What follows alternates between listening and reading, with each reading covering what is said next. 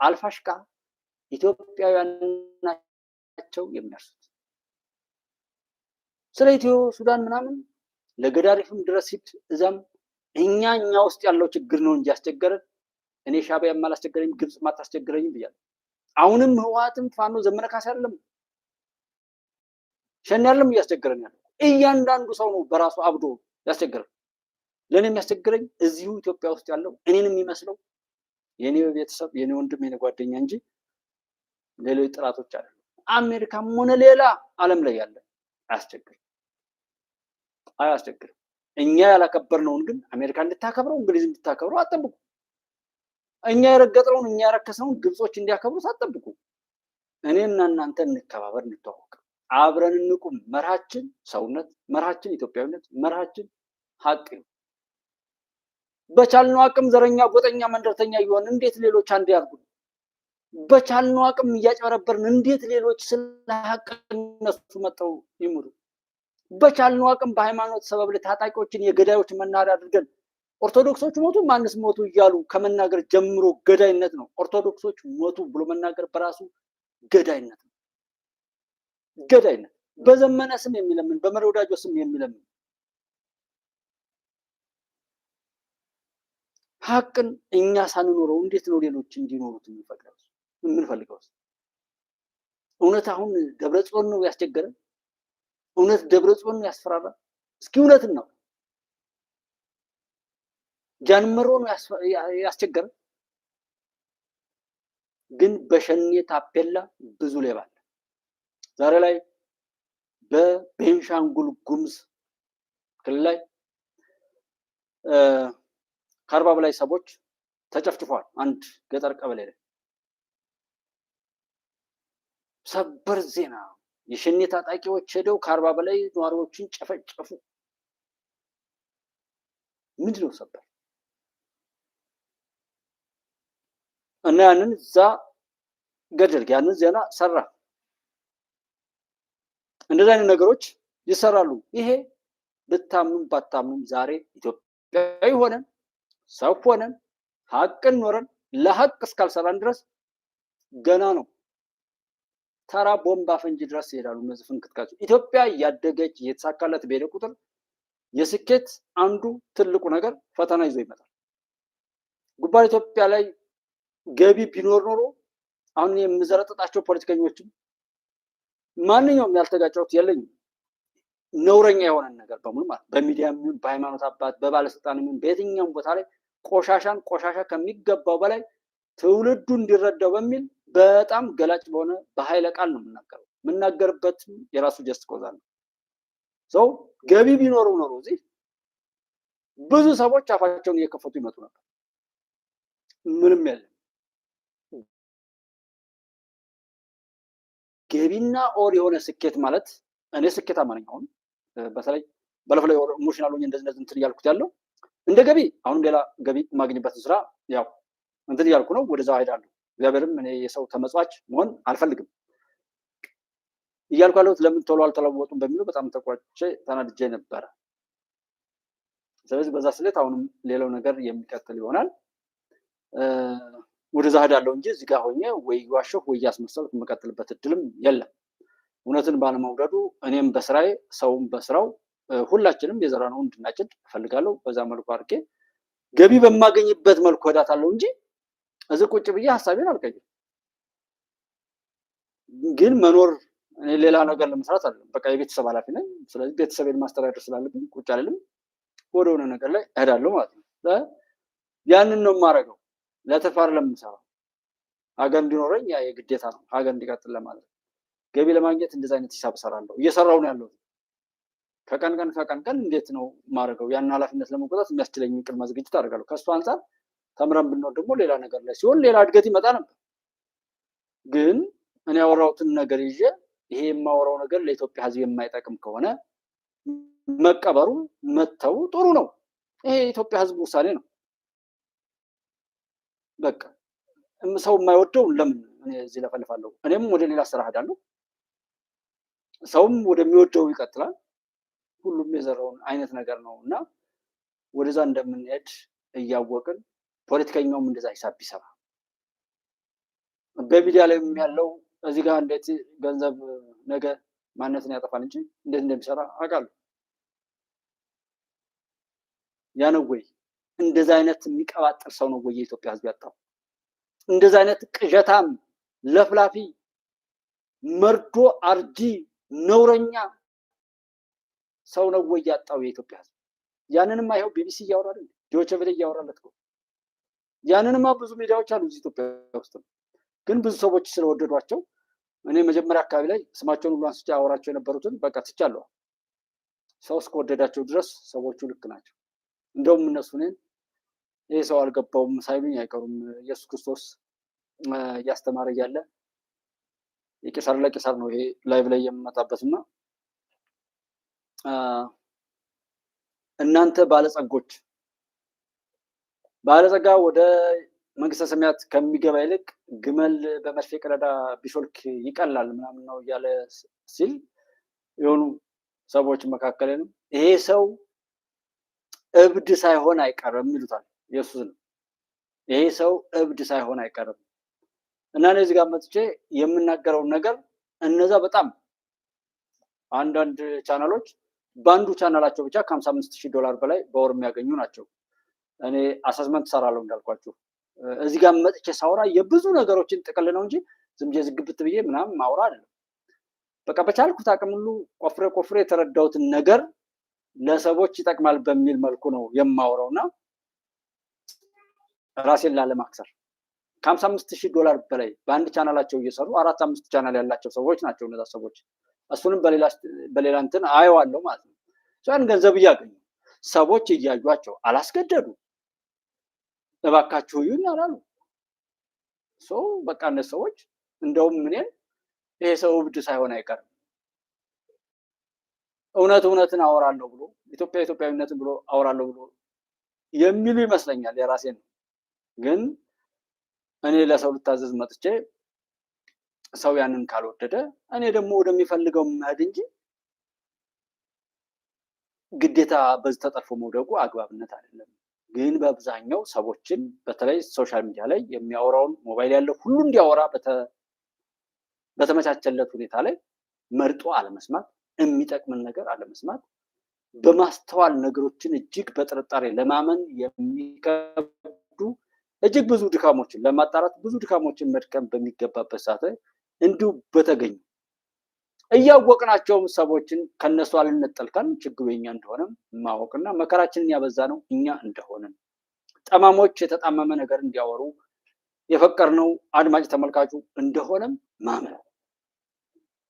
ኢትዮጵያ ስትፈርስ ቁጭ ብዬ በማየት እድለኛ ነኝ ያለው ሰው ከ10,000 እስከ 30,000 ድረስ ላይቭ ላይ ቁጭ ብሎ የሻዕቢያን የኢሳያስ ንግር ሲስም የሚያይ ሰው እኔ እማቋ ቤት ወክቸዋለሁ። የኔ 300,000 መቼ ገብቶ ነው የማይውላል? 300,000 ሳብስክራይብ አቤት በጣም ረጅም ጊዜው ነው። እኔ እንኳን ካወቅኩት ጀምሮ ዶክተር አብይ ኪንግስ ኦፍ አባይን የኢትዮጵያ የሚዲያ ሽልማት ተብሎ ያው የቆሸሸ ሳቤ ሲጋለብ የኖረ መንግስት መዋቅር ውስጥ ያለ የበሰበሱ ሰዎች በሚዲያ ሽልማት ላይ ኪንግስ ኦፍ አባይን አላስታውሱም። ግብፅን ኢትዮጵያ ውስጥ ማለት ነው እና ጠቅላይ ሚኒስትሩ መጣው በዛን ቀን ተጋብዘው ነበር ሲናገሩ አይ እኔ እዚህ ሽልማታችሁ ጣልቃ አልገባም፣ ግን ኪንግስ ኦፍ አባይ በራሱ ለኔ አንዱ ግለሰብ ኢቲቪ ነው ብሎ ተናገሩ። ከዛ በፊት ብታምኑም ባታምኑም እኔ ራሱ ጋፕ ያልኩት ከዛ በኋላ ነው። ኪንግስ ኦፍ አባይ ላይ እንደመጀመሪያው ያክል አልነበረም አይደለም። ከዛ በኋላ ማለት ከዛ በፊት ግን 100 ሰው 90 ምናምን ሰው 42 ሰው 100 ምናምን ሰው ነበር የምንከታተል። ጠቅላይ ሚኒስትሩ ኪንግስ ኦፍ አባይ ብቻውን ኢቲቪ ነው ብሎ ሳይናገሩ ማለት ነው እስከሚናገሩበት ሰዓት ድረስ በዛች ንግግር እነዛ አልሸልምም ብለው ያሉ ቆሻሾች ማለት ነው በዛ ሽልማት ሌላ አጋር ለሀገራቸው የሚሰራ አጋር የሚያመጡበት መድረካቸው ነው። ሽልማት ወዳጅነት የሚመሰረቱበት ነው። ግን እዛው ግዴታቸውን ያልተወጡ ሰዎች እርስ በርሳቸው ሲሸላለሙ ይሄ በኢህአዴግ ላይ ያየነው ነው። ሙስናን በህዝብ ፊት የሚቀባበሉበት ነው። ሙስናን በህዝብ ፊት በአደባባይ እከሌ የሚባል ሰው ጀግና ሰው ምናምን ተብለው ሙስናን በአደባባይ እያስጨበጨቡን እኛን እያስጨበጨቡ ይሸላለሙበት የነበረው ነገር ባለፈው የሚዲያ ዘንድሮ ያካሄዱት አይመስለኝም። ኪንግስ ኦፍ አባይን ምን ያህል ንቃተ ህዝብንና የግብፅን ሸር በአረቡ ዓለም ላይ የሚሸረበውን የረከሰ ነገርን የገለጠውን ወንድማችንን እነዛ ጋ ያሉ ብዙ በጣም ብዙ ጀግና ወንድሞች አሉ። ኢትዮጵያን ያ ነው። እነዛን ሰዎች የኢትዮጵያ መንግስት የሆነ አዘጋጅቷቸው ቢሆን የኢትዮጵያ ህዝብ የሆነ ብለዋል። እኛ እነሱ እየሰሩ ሞራላቸው እንዲከሸከሽ ጭራሽ የሚገባቸውን እንኳን ባለመስጠት ነው ራሳችንን የገለጠ። ባለፈው የመከላከያ የክብር አባል ምናምን ላይ እምናየው ማለት ነው በጎ ነገርን በአንደበት መናገር፣ እውነትን ከሌለበት ፈልጎ ማምጣት አለ። እንደው በራሳቸው ጥረት እውነትን የሚናገሩ ሰዎችን እንኳን እውነትን ይናገራሉ ብሎ የሚሰሩትን መመስከር አንደበታችን ራሱ ይሸማቀቃል። አልለመደም። ሐሜት የለመደ ሐሜት፣ ጥላቻ፣ ዘረኝነት፣ ጎጠኝነት ማላመጥ፣ ማጣጣል፣ መጣል፣ መጓተት ለቀብር ብቻ ያመጣ በጣም ትልቅ ሱስ ነው።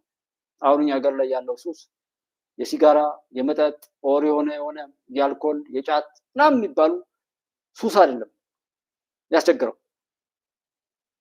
የጥላቻ ሱስ፣ የሐሜት ሱስ፣ የዘረኝነት ሱስ፣ የምቀኝነት ሱስ፣ አንዱ አንዱን የማጥፋት ሱስ በቃ በጣም የረከሱ የሚባሉ የብዙ ነገሮች ሱስ ይዞናል። ሱሰኛው ነው። እዩት፣ አፈነዳው። ይህንን ርዕሳውን ቀይረን በጣም የምታዘበው ሶሻል ሚዲያው ላይ ጠቅላይ ሚኒስተሩ ስልጣናቸውን ለቀቁ ይላል። አንድ ድረስ ለምሳሌ ጠቅላይ ሚኒስተሩ ስልጣናቸውን ለቀቁ ሲል ኢትዮጵያ ውስጥ ያለው የተቃጠለው በቅናት የተቃጠለው ደስታውን ሊገልጥ ግር ብሎ ክሊክ ያደርገዋል። በጣም ጠቅላይ ሚኒስተሩን የሚወደው ደግሞ እንዴ ምን ተፈጠረ ብሎ በድንጋጤ ክሊክ ያደርገዋል።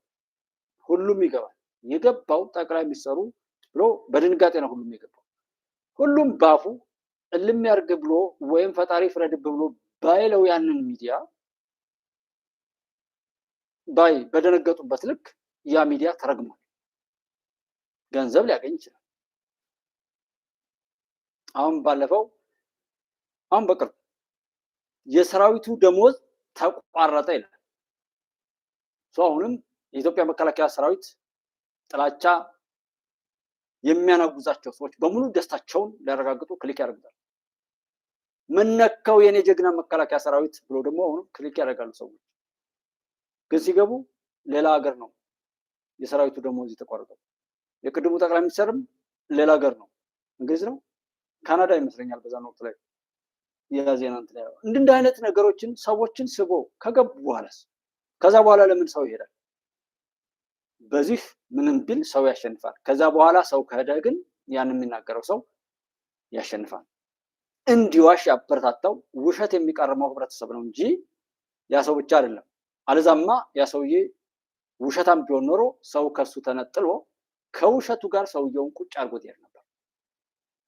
አሁንም እሱን የሚመስል ነገር አለና ፋኖና ሸኔና ፋኖና ህዋትና ሻቢያ ጥምዶ ፈጠርን ብለው ከተናገሩ እኮ በዚህ ሁኔታ ላይ ሁሉ ሲያብድ የነበረው ሰው እስኪ አማራ ተጨፈጨፈ ሸኔ ጨፈጨፈው ብሎ ያብድ የነበረው በአማራ አንጃ ቆሞ ያብድ የነበረው እብድ ሁሉ አርፎ አይቀመጥም። ከዛ በኋላ በሸኔ ጽንፍ ላይ ቆሞ ያብድ የነበረው እብድ ሁሉ አያርፍም። በህዋት በፋኖ በህዋት በሻቢያ ድብሎ ሴቶችን ደፍሮ ግዛታችንን ይዞ አሁን ቅርብ ድረስ ኢብኒፍ ይህን ጥምዶን ፈጠርኩ ካለ በኋላ ሁሉ ሳይቀር ዜናው ይነገር ነበር።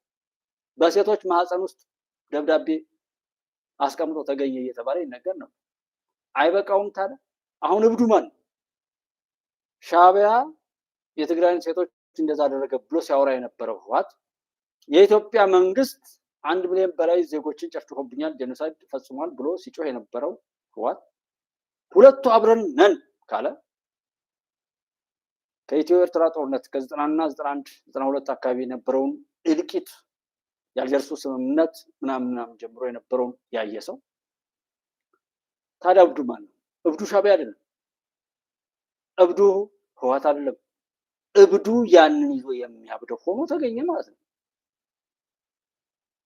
ወልቃይት እንደዚህ፣ ራያ እንደዚህ። በዛ ጉዳይ ከፕሮፌሰር አስራት አሁን የቅርቡን እንኳን ጀነራል አሳምነውና ዶክተር አምባቸው የሆነውን ነገር ያየሰ ይሄ አላስተምረው ብሎ እዛ ክልል ላይ የሚሆነው ነገር ሁሉ እያየ ይህን ሁሉ የካደ እብድ ታዲያ ፋኖ ምን ያርገው? ከፋኖ በላይ የፈነነ በየሰፈሩ ያበደው እብድ ማን ነው?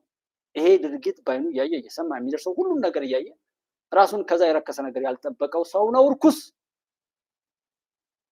የሆነውን ነገር ሁሉ ሰምቶ ከዛ ራሱን ለማግለል ፍትሃዊ የሆነ ፍርድ በራሱ ላይ ለመፈጸም ጥረት ያላደረገው ሰው ነው የተዋረደው እንጂ እነዛማ ተልኮ የተቀበሉ ናቸውና በዛ የሚባል በዚህ ዶሮ ብታልም ጥሪዋን ነው። ከዛ ባሻገር ምንም ነገር የላትም። ኢትዮጵያም የምታልመውን ዓላማ ታሳካለች። ሞተ ሞተ አለቀ አለቀ የሚሉት ሁሉ ያልቃሉ። የኢትዮጵያ ድልም የሚቀጥል መሆኑን ነው የምናረጋግጠው። ጋዜሩ በኢትዮጵያ ሽልማት ከሚሸለሙ ኢትዮጵያውያን መካከል አንዱ መሆን ያለበት ሚዲያ ነው። ምክንያቱም ጉባለች ኢትዮጵያ ማለት ነው። ያው ራሱን የኢትዮጵያ ሀገራችን ከፍታ ነው እና ብሏል። አመሰግናለሁ ጋሽ ዘሪሁን አብራኝ ስላለ። የኢትዮጵያ ድል ይቀጥላል። አንዴ ጁንታው ዘር ነው አሁን ጉልበት አውጥቶ 33 ዓመት የሆነው ሀገር አፍራሽ ሆኖ እዛ ደረሰልን። አዎ ሰላም ለሰው ዘር እንደዛ ነው። ሰላም በረስኪ ስለ ውሸቱ ስለ በሬ ወለደ ወሬያቸው ምን የትኛውን ነው መሐመድ? ይሄ እነሱ የሚያወሩትን እኔ አሁን ምንም አዲስ ነገር አለ ብዬ የምለው ነገር የለም። ግን በሬ ወለደ የትኛው አካባቢ ነው? አሁን ዛሬ ላይ ለምሳሌ ይህንን ለመሸፈን የኮፕም ሆነ የጂ20 ላይ ያለውን ነገር በብዙ ነገር እንደሚሄዱ እያቸው ከዚህ በፊት የሆነ ጠቅላይ ሚኒስትሩ በአውሮፓ ላይ ጉብኝት እያደረጉ ያለ አይ ቶሎ ተጠርተው ሄዱ ብለው በጣም በሚገርም ሁኔታ የሚያሳፍር ነድረኝ። በተለይ ዲያስፖራስ ሆነው እዛ የተቀመጡ ሰዎችን በጣም ነው የማከብረው።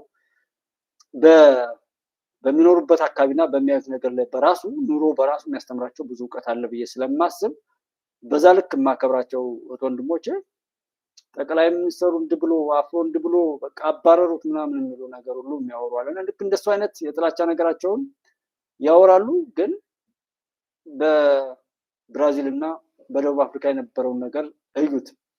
ከዚህ አሁን ያልኳቸው የቅድሙ ኤርትራ ላይ እንደዚህ ሆነ ኤርትራን እየለመነ ነው ምናምን የሚለው እኔ ይሄ በጎ ነገር እየለመነ ነው በሚል ስለተጠራ ችግር የለም። ግን እየለመነ ነው ብለው ያሉ ሰዎች የኤርትራ መንግስት እንዲያደርገዋል ሲሉም ነበር ከሆነ ጊዜ በፊት ታስታውሱ ከሆነ። አሁንም እየለመነ ቢሆን 5 ዓመት ለምነናል ነው ያለው። ምናልባት እየለመነ ካሉ እያስፈራራ ነው ማለት ነው። እንደውም እንደዚህ እስከዚህ ድረስ ከደረሱ እኔ ባለፈው ጠቅላይ ሚኒስትሩ ፓርላማ ላይ የተናገሩት ማስፈራሪያ አስፈራርቷቸዋል ማለት ነው። ለእኔ እንደዛ ነው። ግን ምንድነው መሰላችሁ ለእኔ ወንድሞቼ ኢሞሽናል እንዲሆን አልፈልግም። በዚህ በሻዕቢያ ላይ እየማገጡ ያረጡ ሰዎች አሉ። በጣም ነው እዚህም እኛ ሀገርም እንደዚሁ የቆሸሸ ነገርን ተሸክመው የባለጉ ሰዎች አሉ። ከመንግስት መዋቅር ውስጥም ይሄው ከህወሓትና ፋኖ ሸኔ ምናምን ብለው ይሄ የፖለቲካ መድረክ ላይም ደግሞ 10 ባንድ ላይ 5 ባንድ ላይ ምናምን የሚናገሩትን ሁሉ እያያችሁ በዛ መካከል ላይ እነርሱ ጦርነትን አይገጥሙም። የሚያባሉት ዳውን ህዝብ ስለሆነ በዛ ስሜት እኔ እንደነሱ እንዳወሩት ማውራት አልፈልግም። ምክንያቱም ምንም ጦርነት እንዲካሄድ አልፈልግም። ራሳቸው እንዲመቱ ወይም እንደሚመቱ ባቅ እሱ ነገር እንደሚሆን ቢሆን እንዴ እኔ ነበርኩ የመጀመሪያ ጦርነት ማቀነቅነው። እነሱ ስለማይመቱ ዳውን ህዝብ በጦርነት መካከል ላይ ነፃ የሚወጡ በጣም ባለጌዎች ነውረኞች ስለሆኑ እዛ ጋም ያለው ህዝብም ያን ነገር ስለማያውቅ እሱ ነገር እንትን ስለማልን ነው እንጂ እንደነሱ እናውራ ከተባለ በጣም ብዙም ይወራል። ብታምኑ ባታምኑ ማለት ይሄ ባንጃ ግራንጃው ላይ ታውት ለምሳሌ አንድ ሰው አንድ እንግዲህ በዚህ ፋኖ ነኝ ምናምን ብለው የሚጋልቡት አለ በጣም የረከሰ ቡድን ማለት ነው። ፋኖ ጀስት እኔ አለሁበት ቦታ ላይ ስለሆነ በደንብ ትክክለኛ ነውረኛነቱን መናገር እችላለሁ አረጋግጬ ማለት ነው። ዛሬም ምንድነው የሚላሉ የልዩ ኃይልና የምናምን ቡድኖች ለፋኖ እጃቸውን እየሰጡ ነው ምናምን ይላል እና እኔ ፖለቲካ ስለማይችሉ ብየምለው እና በእንደነሱ አይነት በምናገረው ነገር አንድ ሰው ቢሆን እንዲጎዳ አልፈልግም ከሱ አንፃር እንጂ አይ የገባ እንኳን ቢኖር ማለት ነው የሄደ እንኳን ቢሆን በየትኛውም አግባብ መለኪያ መለያ ስለሌለው ያንን ቡድን እሱን እየመሰሉ ገብቶ ማጥፋት ይቻላል።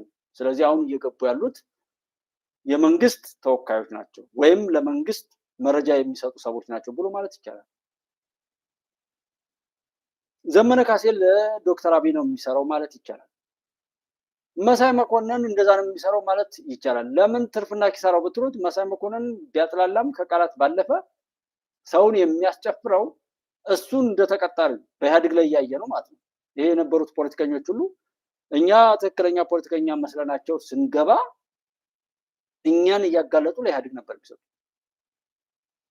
ይህን 96 አካባቢ ላይ ደጀን የመኢአድ አባል ሆኜ ነው የነበርኩትና በሆነ ቀን የኢህአዴግ የመሰረታዊ የድርጅት አባላት ተብለው 38 ተማሪዎች እና በተለያየ ወጣት ላይ የነበሩ ሰዎችን በተለያየ መልኩ እንትን ብያቸው ሄደው በኔ ስር ተመዝግበዋል። ደጀን ተስፋዬ ታሪኩ የሚባል ልጅ ነው። አይ ቲንክ የእሱ ትንሽ ወንድሙ ደግሞ ከኔ ጋር አብሮ የተማረ ነው። ስለዚህ ተስፋዬ ታሪኩ ጋር መኢአድ ላይ እያለ ይህንን የሚሰማ ሰው ስለሚሰማው ነው የምናወራው መደበቀም ስለሌለበት እና በዛ ሰዓት 38 የኢህአዴግ መሰረታዊ የወጣቶች ምናምን መሰረታዊ አመራር የሚባል የመሰረታዊ ድርጅት አመራር ተብለው ከዛ ህዋስ ምናምን የሚባል የሆነ ቅርንጫፍ አላቸው። እነሱ ትልቅ ተጽዕኖ ፈጣሪ አይነት ናቸው። እነዚህ የመሰረታዊ ድርጅት መሪዎች የሚባሉት 38 የመሰረታዊ ድርጅት መሪዎች በስለሺ መዝገብ ስር መኢአድ ጋር ሄደው ተመዝግበዋል። ከዛ ከሆነ ቀን በኋላ ያ ፋይሉ እንዳለ እዛ ተቀምጦ ሰውየው ሄዶ የወረዳ አስተዳደሩ የኢህአዴግ ቢሮ ላይ ያ መዝገቡ እንዳለዛ ከዛ ስለሺ ትምህርት ቤት እየተማረ ያለ በሚኒ ሚዲያ ተነገረ በረፍት ሰዓት ስለሺ ቢተው አላምረው በቃ ከዚህ ቦታ ላይ ውጣና መጽሐፍና ደብተርን ይዘህ ትምህርት ጽህፈት ቤት የወረዳው ትምህርት ጽህፈት ቤት ደጀን ወረዳ የወረዳው ትምህርት ጽህፈት ቤት ትፈለጋለህ ተባልኩ። ከዛ በኋላ እኔም ይዤ ወጣሁ ሄድኩ ማለት ነው። ትምህርት ጽህፈት ቤት ስሄድ ወደው ይዘው 7 ካቢኔ የሚባለውን የዛን ጊዜ አላውቀውም ነበር። እኔ ሊስትሮ እየሰራው ነበር የምማረው የዛን ጊዜ ሆቴል ዘበኛ ሆኜ እሰራለሁ። እንደገና የቄስ ተማሪ ስማር ቆይቼ በራሴ ትምህርት ስለጀመርኩ ቤተሰብ አያግዘኝም ያው ስለዚህ ሊስትሮ እሰራለሁ። እንደገና ዘበኛ ነኝ ለሆቴል። ደሞዝ በጣም ብዙ ናት። ደሞዝ በሆቴሉ ላይ እኔ የምፈልገው ሽሮ ቤት 60 ብር ይከፈላል። 1 ብር ነበር ማለት ነው በዛን ሰዓት አንድ ሽሮ ደጀን። መቼ 96 97 ላይ ማለት ነው እንጂ 97 1 ብር ነበር አንድ ሽሮ። ስለዚህ ትኩስ ነገር በቃ እኔ ያየው ሆቴል ላይ ምናምን ትራፊ ነገር ምናምን አልመገብም። እንደዛ አይነት ነገር ደስ ካላለኝ ጾማለሁ እንጂ ይቀራል በቃ። በዛ መልኩ በነፃ የሆቴል ጠብቃለሁ፣ አንሶላ አጥባለሁ። ጀስት እንድታውቁት 12 ወር ምናምን አልጋ ነበረው 12 እስከ 16 አልጋ ነበረው ሆቴሉ። በሆዴ ብቻ አንሶላ አጥባለሁ፣ ሩሞችን ወለውላለሁ ምናምን አልጋ ለጥፋለሁ። ስለዚህ ዘበኛ ሆኜ ደግሞ አስወጣለሁ አስገባለሁ። ከዛም በትርፍ ሰዓቴ ደግሞ ሊስትሮ እሰራለሁ እና በዛ ሰዓት እንደዚህ እየሆንኩ ባለው በላይ ነው። ኢህአዴግ ሰው አይንቅም፣ በጣም የቆሸሸ ነው። ዛሬም ድረስ የሀሳብ የወረሰው ሰው ሰውን እስከ ቀብሩ ድረስ ተከትሎ የሚያጠፋ ሀሳቤ በህዝባችን ውስጥ አለ። እኔ አንድ ተማሪ ነኝ። እንደዛ አይነት ነገር ውስጥ ሆኜ ይሄ ልጅ ነው አንደኛ ህፃን ነኝ ስለዚህ ይሄ ልጅ ምን ያመጣብኛል አለ። ፋውንዴሽን ያስፈልገናል። ዝም ብሎ የሆነ ነገር እንሰጣለን፣ ያም የሚይዘውን ይዞ ይጠፋል። ጠያቂና ተጠያቂ በሌለበት መልኩ ላይ ትንሽ ትልቁ የሚያታልልበት መድረክም መኖር የለበትም። እንደ ሚዲያም ሆነ እንደምን ሰዎችን ስንረዳም ባለቤት ሆነን ስንሳተፍም ባለቤት ሆነን በሁሉም ነገር ላይ ባለቤት መሆን መቻል አለብን። በቃ ኢትዮጵያ ውስጥ ችግር ይፈታ ከተባለ እንደዛ ባለቤት መሆን፣ ለመሰለፍ፣ ለመጮህ፣ ለመክሰስ፣ ለማልቀስ ብቻ ሳይሆን ለማሰለፍ፣ ለመክሰስም ለመፍረድም ባለቤት መሆን መቻል አለብን። ሲፈረድብን ብቻ ከተከሰሱ ሰዎች ጋር፣ ከታሰሩ ሰዎች ጋር፣ ከሞቱ ሰዎች ጋር፣ ከተሰደዱ ሰዎች ጋር ብቻ ነው እስካሁን የተሰለፍን። ይህን ታሪክ መቀየር መቻል አለብን። ለምንድን ነው እኛ